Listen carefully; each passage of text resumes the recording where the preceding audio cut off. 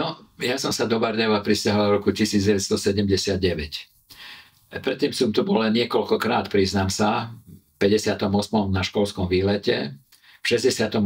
som hral s symfonickým orchestrom študentským v Pionierskom dome, sme mali koncert.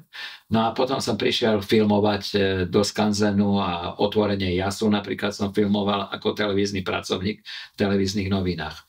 No a pri jednom takom filmovaní v múzeu ma doktor Kokula, vtedajší riaditeľ múzea, oslovil, že vy ste etnograf, nechcete, keď budete rozmýšľať o odchode z televízie, príďte k nám, ponúkam vám miesto, ako potrebujeme etnografa. No a tak sme rozmýšľali s manželkou o tom, že kam pôjdeme a Bardejov sa nám vzal taká najlepšia možnosť, pretože rysovala sa tu možnosť aj pre zamestnanie pre manželku v novinách. Moje zamestnanie bolo veľmi lákavé, hlavne tým Skanzenom a tým, že Šariš bol môj rodný kraj. Ja som vyrastol v Prešove, vo Fričovciach, hoci som sa narodil v Košiciach, ale šariština je môj rodný jazyk, jak sa vraví. Takže Bardejov bol, vždy som si ho pamätal ako cez radnicu a cez Bardejovské kúpele. Je zaujímavé. To boli také najsilnejšie momenty pre mňa.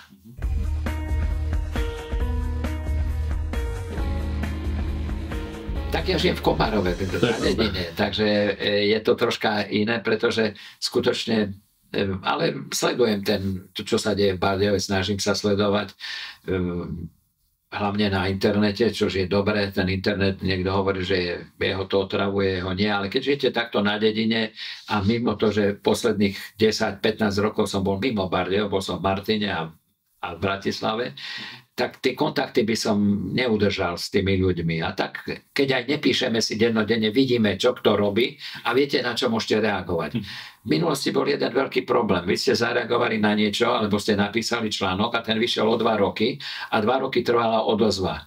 Čiže vlastne, keď už ste vy sa ozvali na tú odozvu, už to bolo absolútne neaktuálne. Teraz je tá reakcia možná okamžitá. Vlastne tým pádom máte dojem, že ste v strede diania, či ste v Komárove, či ste v Bardejove. A v súčasnosti vadí mi, že zmizla Dom kultúry, že sa stratil. Nie je takéto dôstojné miesto na koncerty, na filmové predstavenia. A v podstate to veľmi chýba. Ja sa čudujem, že vôbec ani jeden kandidát nešiel s tým, že postaví nový Dom kultúry, pretože tým, že ho nekúpili, voľa, kedy ho za vyššiu cenu, za takú cenu by nepostavili nový Dom kultúry. Pozitíve ináč poviem aj, to sa vrátim ešte spätne k tomu, keď som došiel do Bardejova. Ja som tu filmoval reštaurátorov. No a ten život skutočne sa mi zdal taký intenzívny a bohatý, kultúrny život na to malé mesto a aj ten záujem ľudí bol veľmi vysoký o to, že chodili ľudia na tie veci. To sa mi páčilo. No a potom sme sa snažili k tomu prispieť vlastne tými kultúrno-výchovnými podujatiami v Bardejovských kúpeľoch v Skanzene, a na pravidelnej báze, kedy sme začali dni remesiel, hrnčiarsku sobotu, dni slovensko-rusínskeho folkloru, neskôr už v 80. rokoch. Ale tá spolupráca a prezentácia s remeselníkmi, pretože Skanzen ako múzeum ľudovej architektúry, ak nežije, ak sa v ňom niečo nedeje, tak je to mŕtvý objekt. No a vlastne tak sa vytvárajú aj také, by som povedal, pomyselné vzťahy, že vidíte tých ľudí, ako sú aktívni v tej architektúre. Lebo keď je mŕtva, je to také slabé.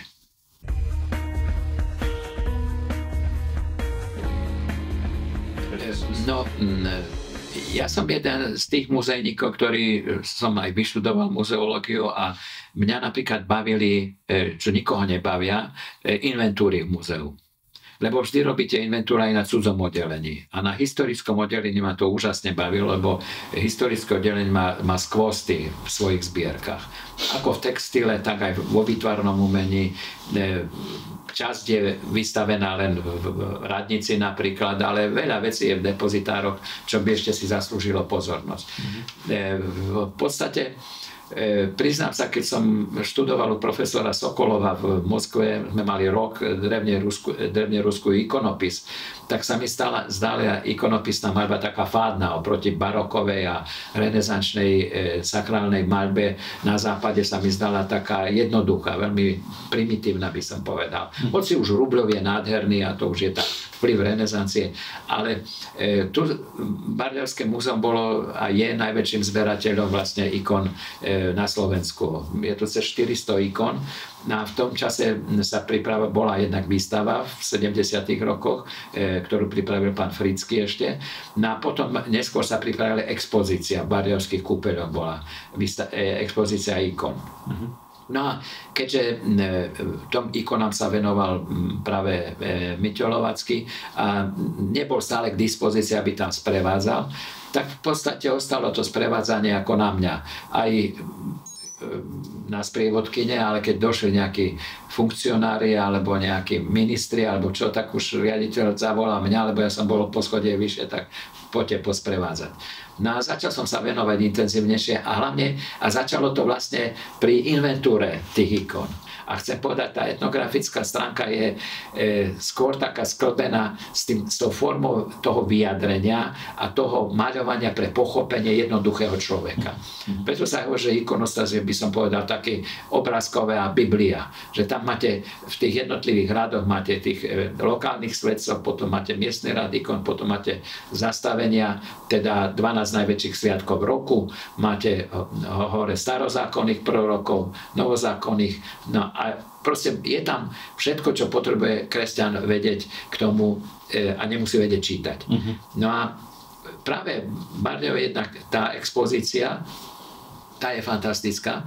A to aj z toho etnografického hľadiska, pretože zohráva v rituálovom a v tom obyčajovom živote mnohé veci, ktoré sa nepraktikovali ani u rímskych katolíkov, ani u evanjelikov, svetenie Jordán vody, potom Janské ohňa. Tie sa tu u nich praktikovali preto, že dokázali prispôsobiť tú ľudovú vieru potrebám cirkve.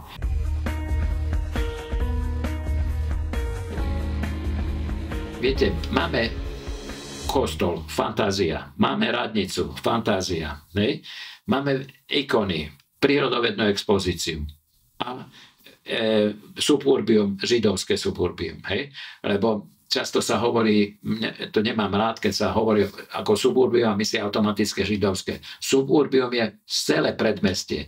Bolo aj Starý Blík bolo suburbium, aj Krátky rad, aj Dlhý rad, to všetko bolo suburbium. Ale toto je židovské suburbium. Hej? To je kvartál, kde boli židovská škola, hej, a opravuje sa je to.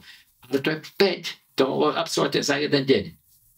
A obsah turistiky je to, aby prenocoval ten návštevník tam. Aby stál za to, že on to 2-3 dní tam má čo navštevovať, čo vidieť a čo mu ponúkneme. Dotiahnuť dokonca niektoré prezentácie toho fortifikačného systému. Hoci aj v tej vašej baste ja som navrhoval tam urobiť expozíciu vlastne fortifikačných systémov. To nikto nemá.